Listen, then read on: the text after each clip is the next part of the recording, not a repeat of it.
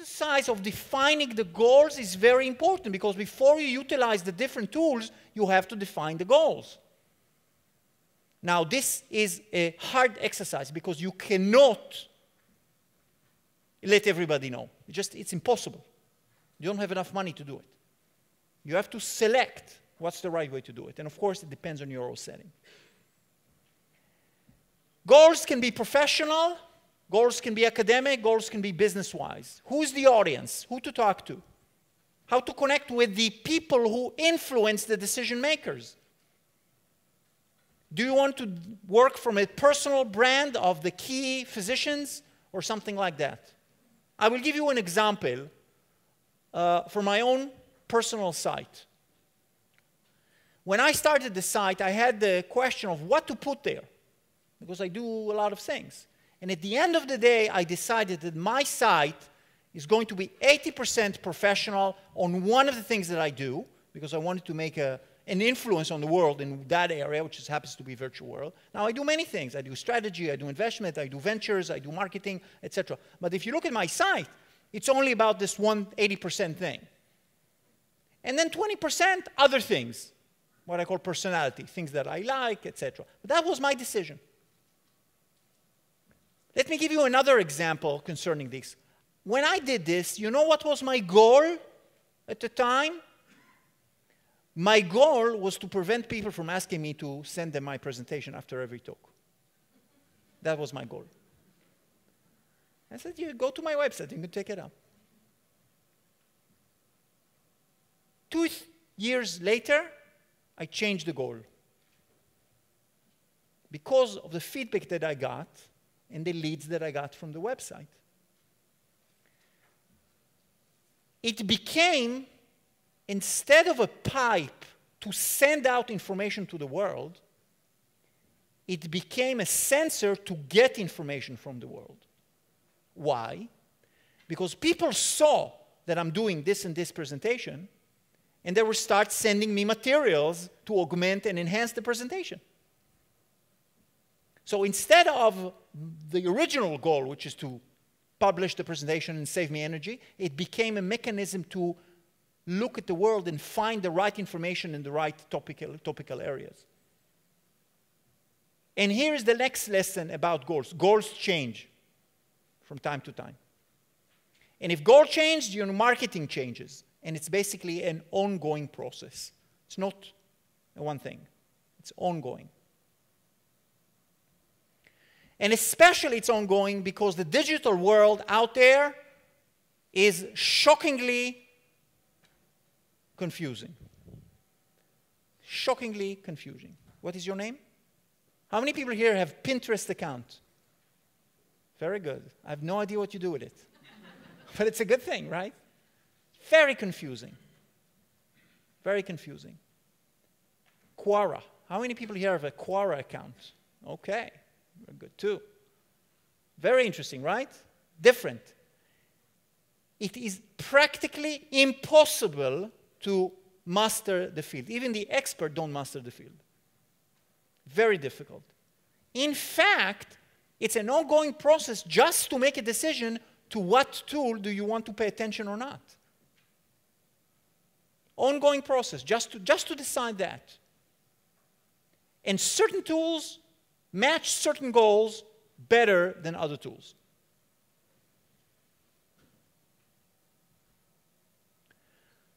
And in order to prevent the chaos and the confusion, because you can always strategically plan for 2 years and then do nothing, it's also very common, you have to put first thing first, which I think is perhaps the most interesting advice that Covey has given us. You have to start with something and you have to start do it. It's not going to help you to analyze this forever. It's not going to help because you are never going to understand it completely. Trust me, I don't understand it. You have to start doing, and by doing, you learn about it. 1 hour a week, go to your Facebook of the clinic and add 2 items. That's it, as a start. 1 hour a week. 1 hour a week spent on examining a new tool, whether it's good or not. Just think about it that way. That will advance you tremendously in understanding it. Later, you'll get a feel of it, and you'll be able to process it, maybe outsource it to somebody, maybe share it with somebody who works in the clinics, etc. Moving on to the top, interdependence is where you start connecting with other players in the field. Now, the example that I'm giving here is from my own work. My own work. You'll need to develop your own examples. It's not going to help you, the list here. When I started my blog, again, initially I did it alone, nothing, no connections to it. But suddenly partnerships emerged. There is this very famous site in Israel called Saluna. It is a blog-oriented site for women. Really, this is actually what they do. And I collaborated with them to repost some of the things that I do, which are very technical, from time to time. So suddenly, the same materials that I wrote, and I spent the 1 hour, is not just published in my blog, it's published also in somewhere else, which in turn brings me more people to my blog, which can grasp the whole thing. One example. A journal, some journal. I collaborated with them. At the end, I got the whole journal myself. That's a story that emerged later. But initially, that's what I did. Collaborated with other people based on the data that I have. Marketing in the new age, especially in the digital age, is about sharing and collaboration. I would say that 50% of the energy of what you do in digital marketing needs to be with some other people, some other bodies. You get bigger bang for the buck that way. How do you connect with others? Who are the others? And how do you connect with them?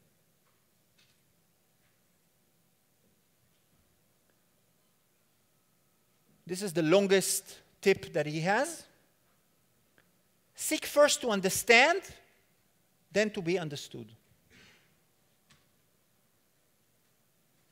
Ask questions. Ask questions. Today's digital marketing is not about answers always. It's about asking the right questions. If you're able to ask the right question and have 10, 20, 30 people answer that, you have 30 people who are your collaborators. Their answers will enable you to develop a better understanding of how to answer the community. They are sort of representative. These people are vocal, they want to participate, and your answers will be more authentic if you connect with them.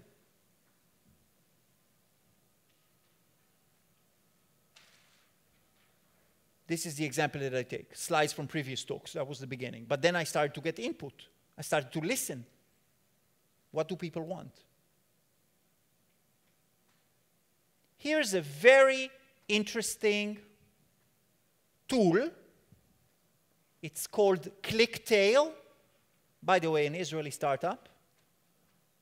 What ClickTail does, once you incorporate it into your website, it tracks the motions of the mouse of people when they are looking at your website.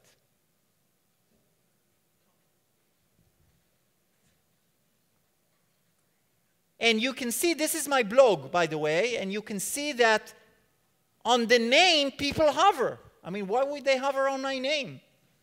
But they love it. I do not know what they do. So when I seek to understand, it doesn't mean you need to ask them specifically. You can digitally follow them. You can investigate their actions without them knowing about that.